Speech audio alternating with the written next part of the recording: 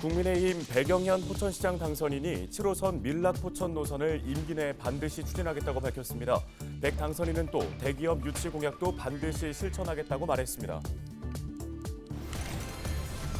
김동연 경기도지사 당선인이 도지사직 인수위원회 경기 북부 특별자치도 설치를 위한 위원회를 구성하기로 했습니다. 김 당선인은 경기 북부 특별자치도 설치를 위한 주민투표를 준비하는 등 경기 북부 지역 발전을 위한 청사진을 그리겠다고 말했습니다. 김동근 국민의힘 의정부시장 당선인 인수위원회가 8일 공식 활동에 들어갔습니다. 김인규 전 경기대 총장을 위원장으로 하는 의정부 시민협치 인수위원회는 오는 30일까지 활동합니다. 더불어민주당과 국민의힘이 제11대 경기도의회에서 각각 78석씩 동수를 차지했습니다.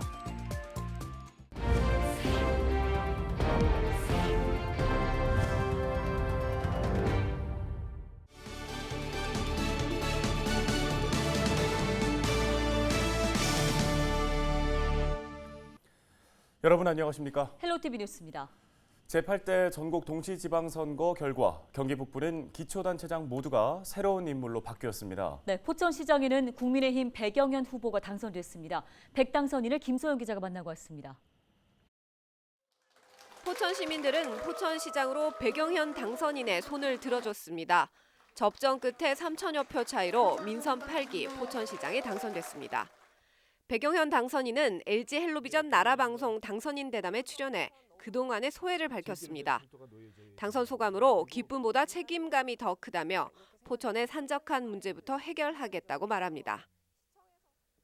더 많은 시민들이 더 많이 소통을 하고 또 이제 많은 지혜를 모아서 우리 포천의 그 산적한 문제들을 해결해달라는 그런 바람들이 많이 있었습니다. 그래서 저는 뭐 승리한 그 기쁨보다는 오히려 그런 무거운 책임감이 좀 따르는 게 사실입니다.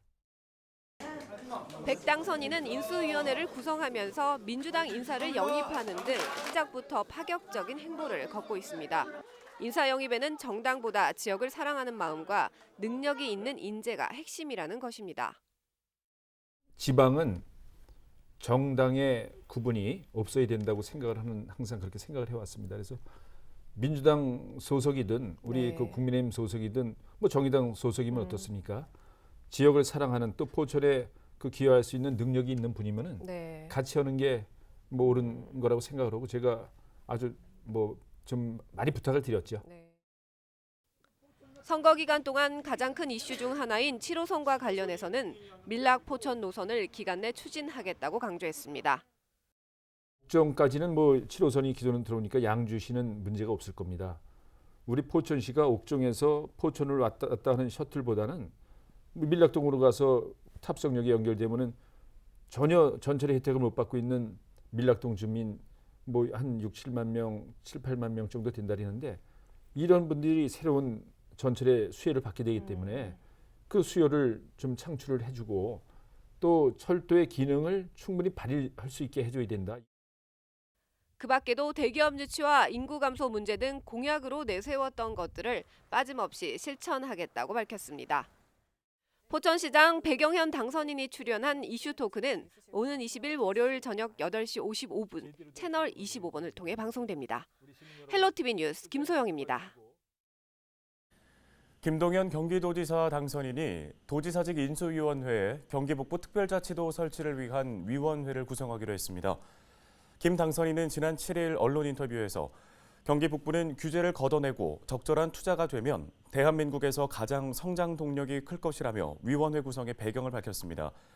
당선인은 그러면서 경기 북부 특별자치도 설치를 위한 주민 투표 등을 준비하는 등 경기 북부 지역 발전을 위한 청사진을 그리겠다고 말했는데요.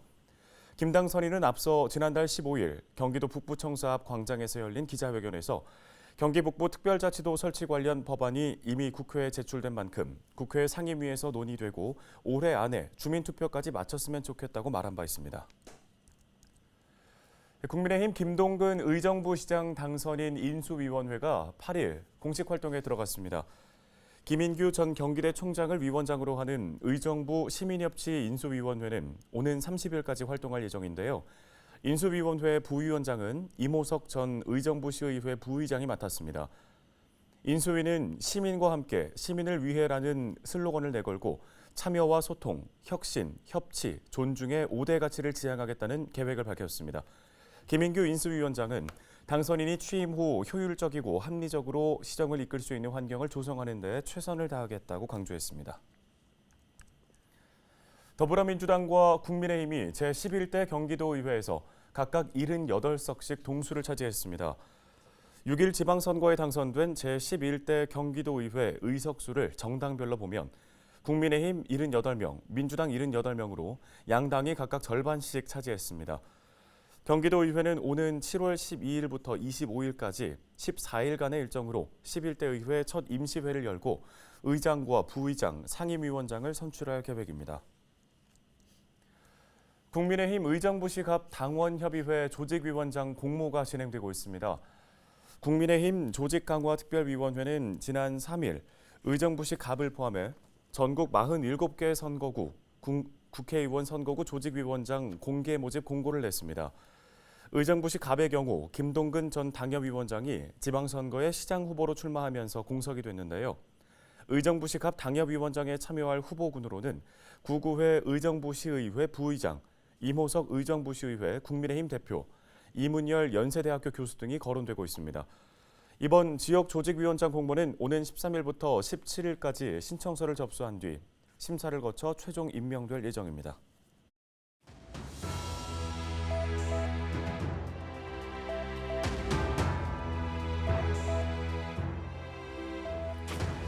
최근 극심한 가뭄 때문에 농민들의 걱정이 늘고 있습니다. 정부는 지난달 강수량이 평년의 6% 수준을 기록해 1973년 이후 최저치라고 밝혔는데요. 지난 6개월 동안의 강수량도 평년의 절반 정도라 올해 전국적인 가뭄 현상까지 우려하고 있는 상황입니다. 전남과 경남 북부, 경북 남부와 충남 일부 지역은 이미 가뭄 경계 단계에 진입했습니다. 이렇게 가뭄 날씨가 계속 이어질 경우 가뭄은 농가 피해를 넘어서 사회 경제적인 피해까지 불러올 수 있는데요. 농작물이 제대로 자라지 못하면 물가가 치솟고 있는 상황에서 생활 경제를 더 깊은 수렁에 빠뜨릴 수 있는 겁니다. 정부와 지자체는 가뭄 대책 상황실을 운영하며 물이 부족한 지역에 각종 대책을 지원하고 있는데요. 나 하나라도 물을 낭비하지 않는 습관이 필요한 때입니다. 데일리 브리핑이었습니다.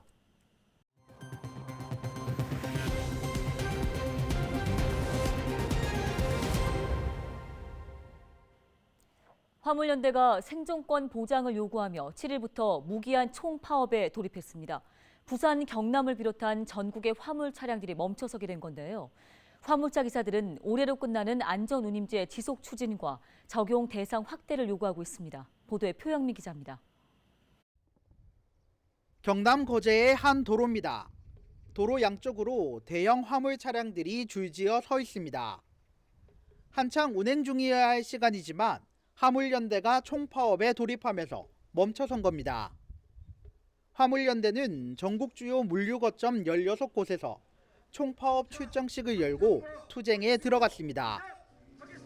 부산, 경남에서도 2천여 명 가까운 화물 기사들이 출정식에 참여했습니다. 화물차 기사들은 운송료 인상 등 생존권 보장을 요구하며 거리로 나섰습니다. 이들은 올해 말로 종료되는 안전운임제 폐지를 반대하고 적용 대상도 확대해 줄 것을 정부에 요구했습니다. 안전운임제는 연료비와 연동돼 기름값이 올라도 화물 기사들의 운임이 줄지 않기 때문입니다. 화물 노동자의 자존심과 삶을 지켜내고 도로 안전을 지키는 투쟁의 지도부는 어떠한 협박도 굴하지 않을 것입니다. 42만 화물 노동자가 소외되지 않고 모두가 안전운임을 적용받을 수 있도록 투쟁할 것입니다. 현재 전체 화물기사 42만여 명 중 화물연대 조합원 수는 2만 6천여 명. 하지만 컨테이너와 시멘트 화물차 비중이 높아 파업이 장기화되면 물류 소송에 차질을 빚게 됩니다. 국토교통부는 관용 차량을 투입하고 일부 화물은 자가용 운송도 허용하기로 하는 등 비상소송 대책을 마련했습니다. 한편 화물연대는 정부가 요구사항을 받아들일 때까지 무기한 총파업을 이어갈 예정입니다. 헬로티비 뉴스 표영민입니다. 경기도가 화물연대의 총파업으로 인한 도민 불편을 최소화하기 위해 비상수송대책본부를 꾸려 운영 중입니다. 대책본부는 철도 항만 물류국장을 본부장으로 하는 총괄반과 수송반, 홍보반 등 3개 반으로 구성됐습니다. 대책본부는 일선 시군이 자가용 유상 운송 허가를 원활히 할 수 있도록 지원할 방침인데요. 이에 따라 적재량 8톤 이상 일반용 화물차를 보유한 차주나 운송업체는 가까운 시군구에 신청서를 제출해 허가증을 받으면 오는 13일까지 유상 운송 영업을 할 수 있습니다. 경기도 관계자는 시군의 자가용 유상 운송 허가 지원을 통해 화물 수송 공백이 발생하지 않도록 대응하겠다고 밝혔습니다.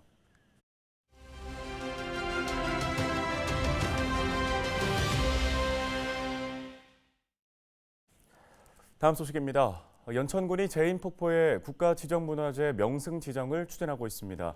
천혜의 자연을 품은 연천에 또 한 번의 관광산업도시 비상이 기대되는데요. 네, 이 시간에는 연천군 관광과 지질생태팀의 윤미숙 팀장을 연결해 보겠습니다. 안녕하십니까? 네, 안녕하세요. 예, 제인폭포가 국가지정문화재 명승 지정 추진에 나선다는 소식이 들려오는데요. 이곳은 이미 많은 관광객들이 찾는 곳으로 정평이 나 있는 곳 아니겠습니까? 제인폭포는 무엇보다 내륙에서는 보기 드문 현무암 주상절리 폭포가 경관적으로 정말 장관을 이루고 있는데요. 제인폭포 공원이 잘 정비돼 있어서 사계절 관광객이 찾는 한탄강 지질공원의 대표적인 지질 명소입니다. 또한 지질 생태적으로도 학술적인 가치가 높아서 학생들의 교육 학습장으로도 널리 이용되고 있습니다. 네, 그렇다면 이 제인폭포가 왜 국가지정문화재 명승으로 지정돼야 하는지 또 지정된다면 어떤 이점이 있을지도 궁금한데요. 제인폭포는 1800년대 쓰여진 연천 군지에도 쓰여질 정도로 오래전부터 명승지로 알려져 있었는데요. 제인폭포는 유네스코에 등재된 연천임진강 생물권 보전지역의 핵심 지역이자 한탄강 유네스코 세계지질공원의 대표적인 지질명소입니다. 지정구역은 물론이고 주변 지역까지 효율적인 관리 및 보전 그리고 활용을 위해서 국가지정문화재인 명승으로 지정을 추진하고 있는데요. 명승으로 지정되면 국가적인 차원에서 보존하고 관리해야 하는 중요 명소로서 가치를 공식적으로 인정받는 것이고 또한 정비 예산도 지원받을 수 있는 이점이 있습니다. 무엇보다 지역의 자산으로서 지역 주민의 자긍심 고취 및 지질 생태 환경이 우수한 연천군의 브랜드 가치도 상승되는 효과가 있습니다. 네, 이 제인폭포가 국가지정문화재 명승 지정을 받기 위해서는 일단 문화재청의 심의를 통과해야 하지 않습니까? 일각에서 어떤 전망들이 나오는지 궁금한데요. 어떻게 전망하십니까? 우선 경기도 문화재심의위원회를 무사히 잘 통과해서 문화재청으로 올라간 만큼 좋은 결과가 있을 것으로 기대하고 있습니다. 이 명승이 잘 지정되도록 최선을 다해서 노력하겠습니다. 네, 좋은 결과 있기를 저희도 기대해 보겠습니다. 말씀 여기까지 듣겠습니다. 연천군 윤미숙 팀장이었습니다.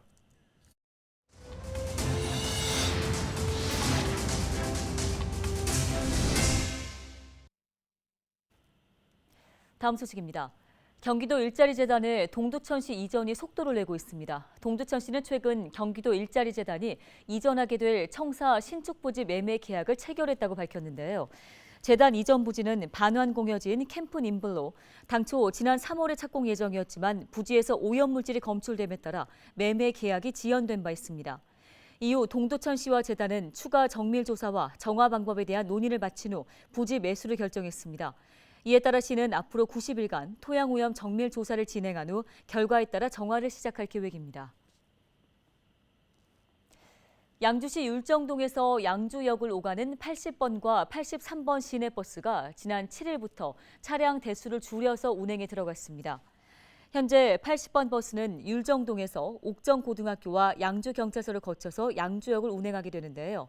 또 83번 버스는 삼순교차로에서 덕현초등학교, 광사동을 거쳐 양주역까지 운행하고 있습니다.